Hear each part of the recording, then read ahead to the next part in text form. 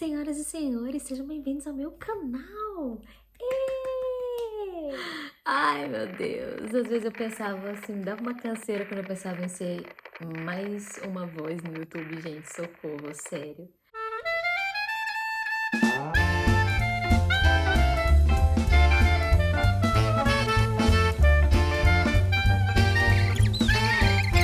Como eu desenvolvi o meu chamado missionário? Algumas coisas que eu notei na minha caminhada para chegar nesse ponto da minha vida. Eu estou como missionária transcultural há 6 anos na Alemanha, especificamente aqui na região que era a antiga Alemanha Oriental, em Ludstadt-Wittenberg, sim, na cidade da Reforma. A forma como tudo aconteceu não esconde de mim que houve um mapinha, sabe? Que eu, obviamente, não sabia que estava trilhando no propósito de Deus, mas eu gostaria de trazer para vocês hoje o que depois que eu atravessei o oceano, que eu vim para o campo missionário, eu pude perceber que várias coisas na minha caminhada culminaram nesse momento. E eu trouxe à lembrança alguns textos, 2 versículos de Mateus capítulo 4, é o momento em que Jesus, no verso 19, diz assim: Então disse-lhes Jesus, vinde após mim, e eu vos farei pescadores de homens. Ele fala isso depois que ele viu, no verso 18, ele viu 2 irmãos, Pedro e André, que lançavam a rede ao mar, pois eram pescadores. Depois, verso 21, seguindo adiante, viu Jesus outros 2 irmãos que estavam consertando as redes no barco com o pai e os chamou. Uma das coisas que ficou clara para mim a respeito de como eu vim parar num chamado transcultural é que Jesus me via ocupada.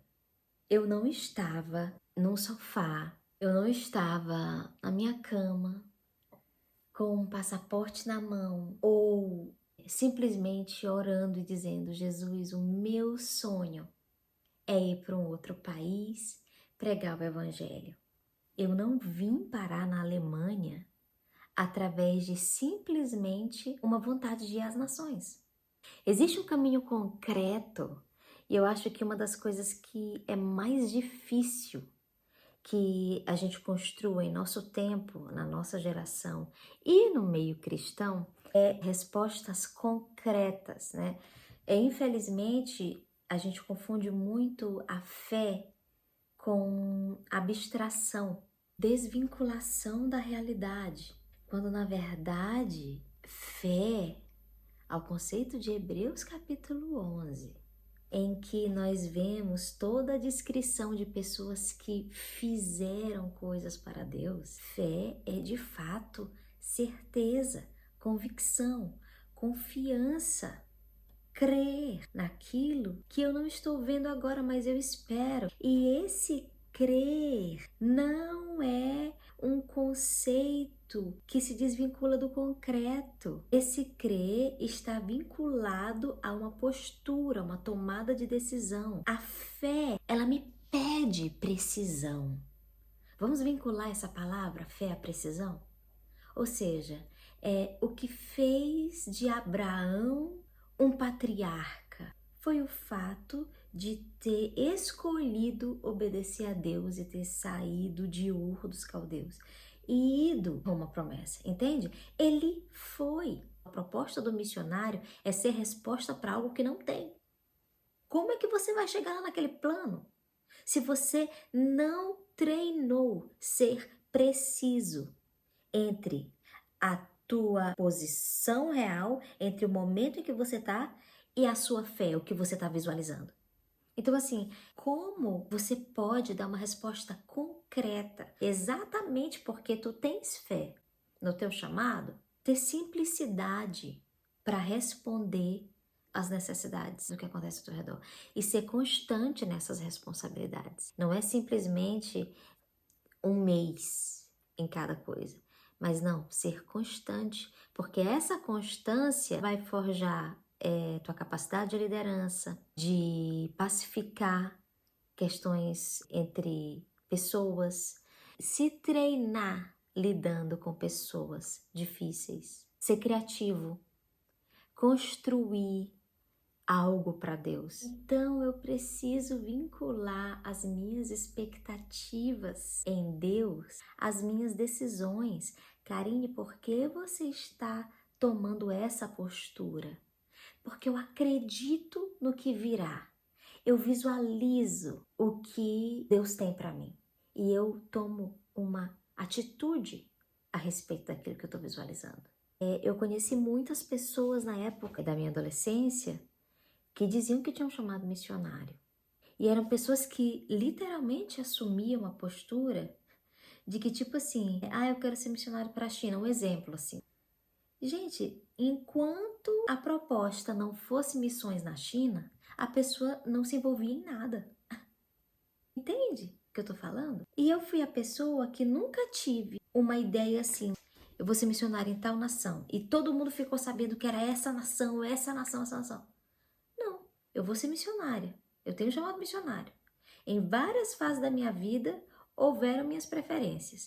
Na minha infância e adolescência, em que só se fazia missões na África, eu queria algum lugar da África. Depois eu começo a me apaixonar pela Bíblia, a descobrir os contextos da Bíblia e o povo judeu e disse, vou ser missionária para os judeus. Mas no fim das contas, eu nunca fiquei esperando uma proposta para algum lugar da África ou uma proposta só para Israel. Eu estava no Ministério de Louvor, no Ministério de Jovens, evangelizando. Sabe, eu estava onde eu enxergava que havia uma necessidade e eu poderia responder essa necessidade com simplicidade. E isso, por mais que eu não estivesse percebendo dessa forma, isso foi consolidando. É outra palavra que eu gostaria de chamar para nós visualizarmos, consolidar um caminho. Existem pessoas que têm problemas com mantenedores, que têm problemas com envio. Não é simplesmente porque não haja quem acredite em missões. É porque você ainda não construiu, não consolidou um caminho para ser um missionário. E, gente, com todo respeito, ninguém é obrigado a investir naquilo que não conhece. Inclusive, isso seria um outro tema. Um monte de gente que mente fazendo propaganda. É muito melhor que você tenha um caminho consolidado até chegar à nação que você deseja, do que ficar à mercê de uma oportunidade naquela nação.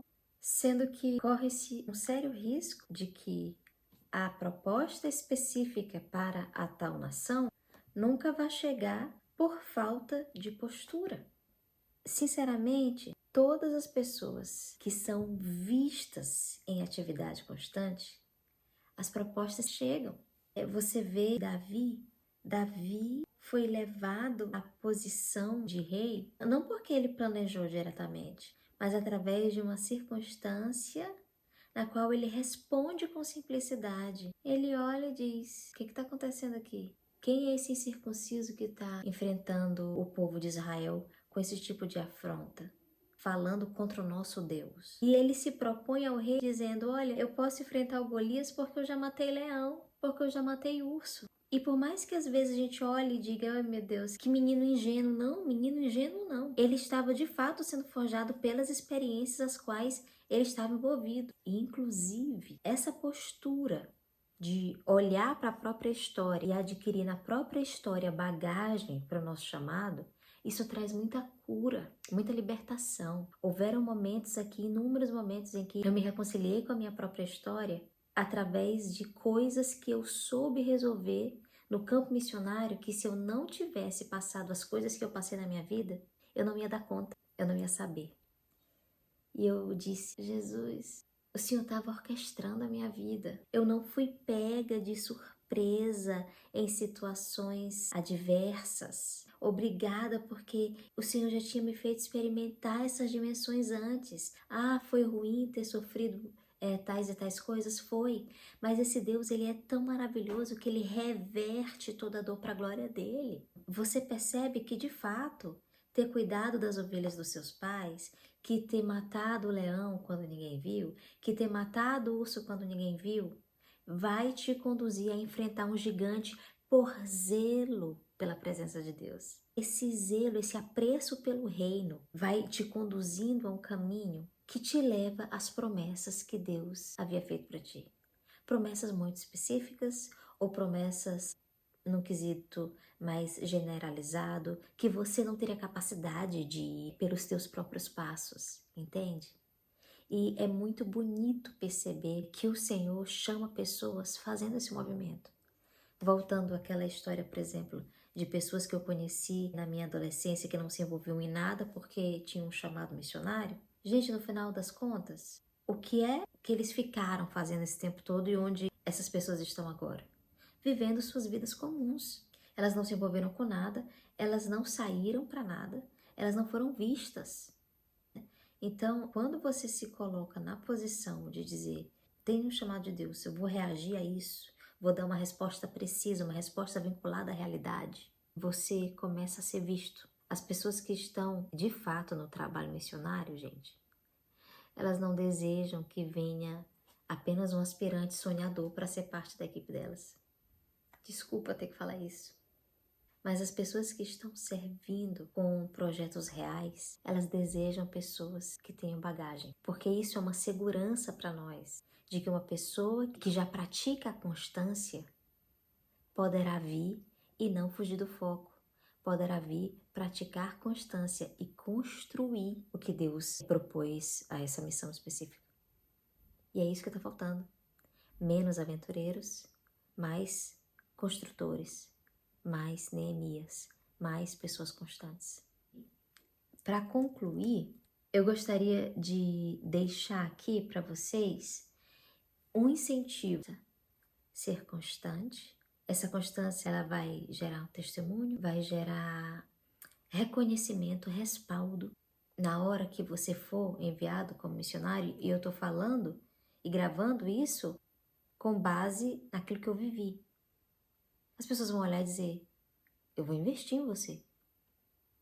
Quando eu vim para o meu campo missionário, gente, eu estava com muito medo. Eu não estava acreditando que aquilo era para mim. Que eu ia conseguir viver uma ruptura emocional tão grande com a minha família, com a minha cultura. Eu amo o Brasil.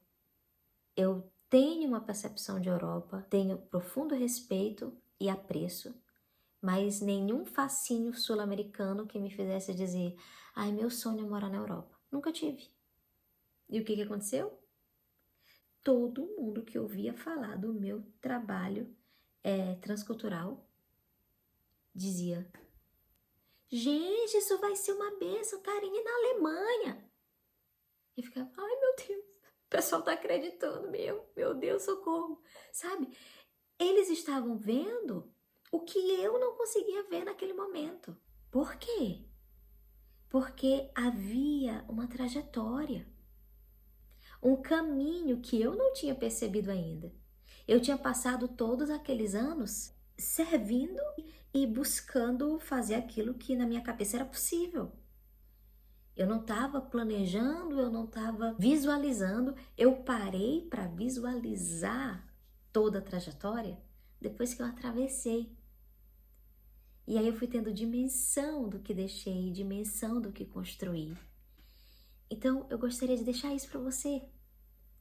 Como desenvolver um trabalho missionário? Comece fazendo alguma coisa. Faça alguma coisa, tenha uma resposta simples. Eu quero ajudar naquilo ali. Ah, eu ainda não tenho muitos talentos e tal, e tal, e tal, e tal.